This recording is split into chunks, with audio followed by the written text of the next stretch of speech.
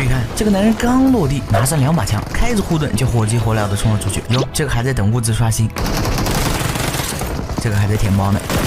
迅速补掉2人就来到了4级，这就是最强突击手指挥官。如果前期蓝色插件有悬赏猎人的情况下，一定要选他，因为你看。我淘汰一个就可以获得大量的经验，前期的等级压制是非常恐怖的，而且指挥官根本不用怕打不过别人，如果没有自信，直接开启大招，对着敌人就是一顿突，砍瓜切菜一样简单。而且你看这有个人对吧？你只需要开启护盾，按住开火，其他的交给指挥官就可以了。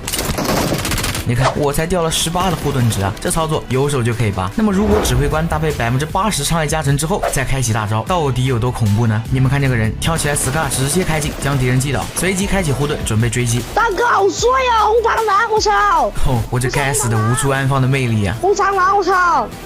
我操红螳螂！我操红螳螂不把我打倒了，红螳螂话太多了，赶紧捂掉，去找他队友。注意看他枪管子露出来了，攻楼咱们是劣势，以防万一先开启大招。哎，这跑过来一个猎手，得赶紧把楼上的给解决了。好家伙，他也是指挥官。哎呀，我的妈，真肉啊！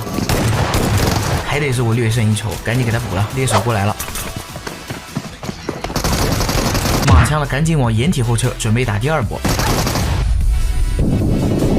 接下来千万不要眨眼，带你们感受一下指挥官恐怖的高爆发伤害。你看被探测了，这2人又回来了，看到没？他们要干拉过来，脚底下还有光环，肯定是指挥官开了大招。那咱们也开大招和他碰一碰。注意看，瞬秒，看到这恐怖的伤害了吗？倒一个，作为真男人必须猛攻，千万别眨眼。什么？没看清？那咱们再看一遍。一切都是发生的那么快，快到我自己都没反应过来，地图上出现了车标，那咱们肯定要欢迎一下，开启大招，咱们好好招待客人。秒一个，队友肯定要跟上来的。